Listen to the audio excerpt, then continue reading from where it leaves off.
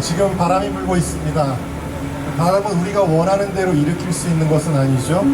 바람은 오직 하나님께서 일으키시는 것입니다. 우리가 갈망하는 부흥도 그렇습니다. 부흥은 우리가 선풍기 틀듯이 바람을 일으켜서 일으킬 수 있는 것은 아닙니다.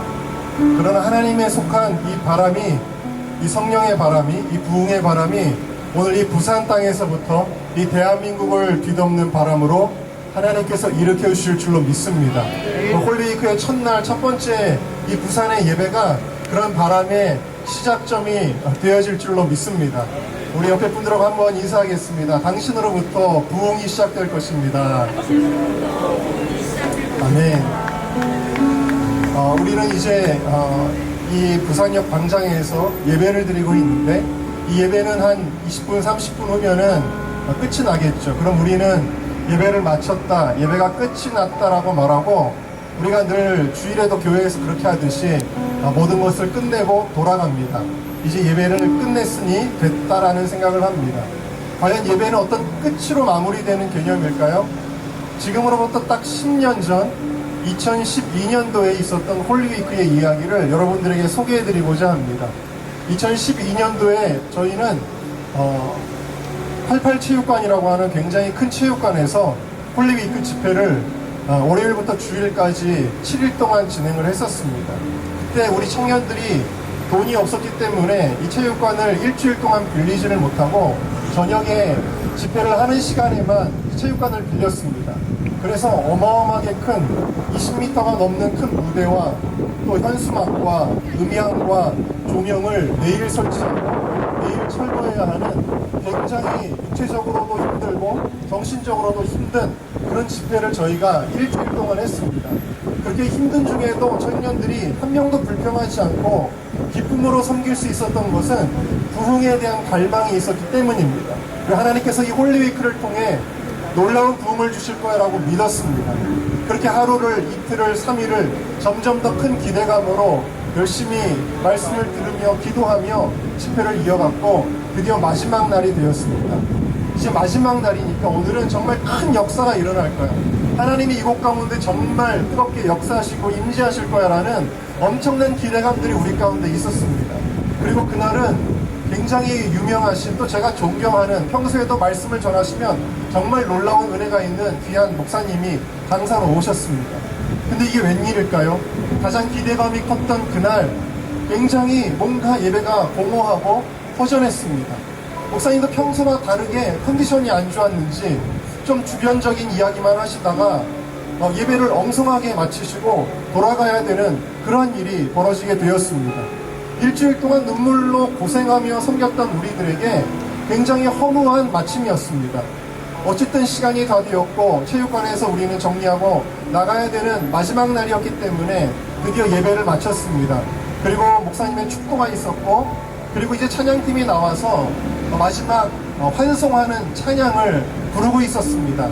회중들은 거의 3분의 1 그리고 2분의 1 빠져나간 순간이었습니다. 모든 것이 끝났다고 생각했던 그 시점에 놀라운 일이 일어났습니다.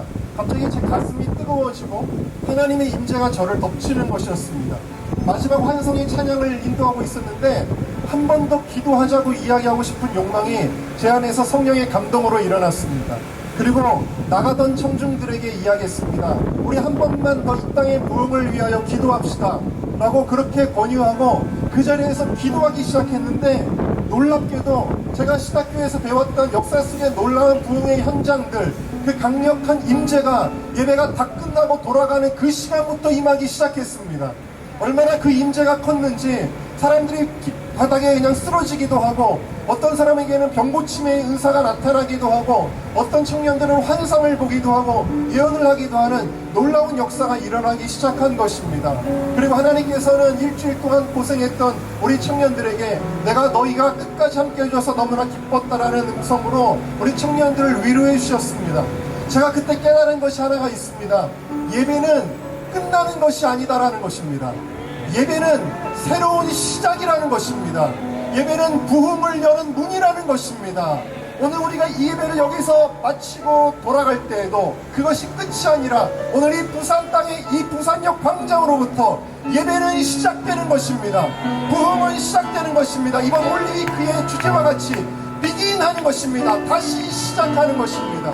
하나님께서 이 땅을 물로 심판하시고 모든 것을 쓸어버리신 후에 노아의 8 식구만 살게 되었습니다. 150일 동안 방주에 있었던 그들이 배에서 내려서 제일 먼저 했던 일이 무엇인지 아십니까? 그들은 예배를 드렸습니다. 창세기 8장 20절에 보니까 하나님 앞에 번제를 드렸다 그랬습니다.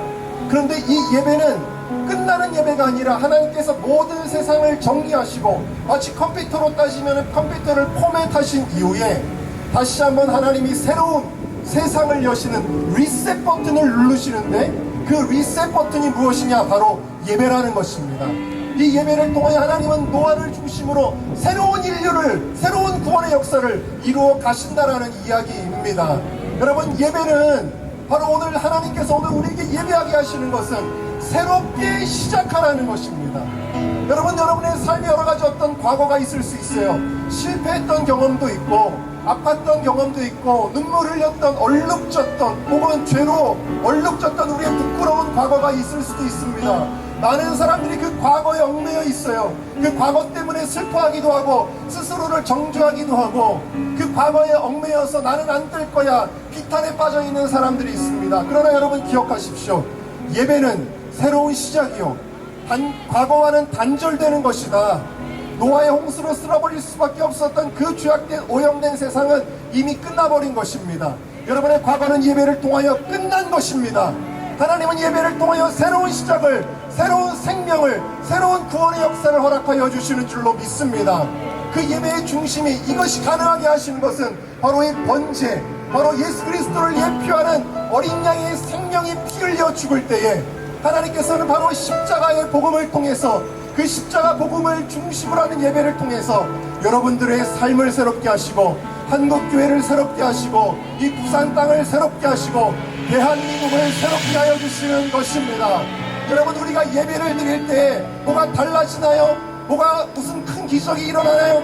맞습니다. 예배를 드릴 때 새로운 시작이 일어나는 것입니다. 하나님께서 이 노아의 예배를 받으시고 뭐라고 말씀하십니까? 내가 이 예배를 보고 기뻐하여 심중에 결정하였다. 내가 다시는 물로 이 땅을 심판하지 않을 거야 라고 말씀하시는 것입니다. 여러분, 예배는 하나님을 움직이는 것입니다. 예배는 하나님의 마음을 감동시키고 하나님이 그래 내가 너희를 버리지 않겠다. 내가 이 땅을 심판하지 않겠다. 내가 이 땅을 향한 구원의 역사를 일으키겠다라고 하나님의 의지를 결단하게 하는 것이 예배라는 것입니다. 여러분, 그냥 형식적으로 요식의 행위로 끝나는 예배가 아니라 오늘 이 예배가 하나님이 이 땅을 바라보시면서, 이 부산 땅을 바라보시면서, 이 대한민국을 바라보시면서 그래 내가 이 땅을 다시 물로 심판하지 않을 거야. 내가 이 땅을 선택하였고 내가 이 땅을 성별하였고 내가 이 땅을 불러서 내가 마지막 때 이 땅을 부흥의 나의 그릇으로 삼을 것이다. 주님이 말씀하시는 줄로 믿습니다. 여러분, 다시 시작합시다. 우리 자리에서 한번 다시 일어나 주실까요? 하나님, 오늘 우리가 다시 한번 이 땅에 부흥이 오기를 사모합니다. 하나님, 그렇습니다. 주 예수의 얼굴을 구하는 예배의 세대가 오늘 이곳으로부터 일어나게 하여 주시옵소서. 우리 함께 찬양하며 주님 앞에 나아갑시다.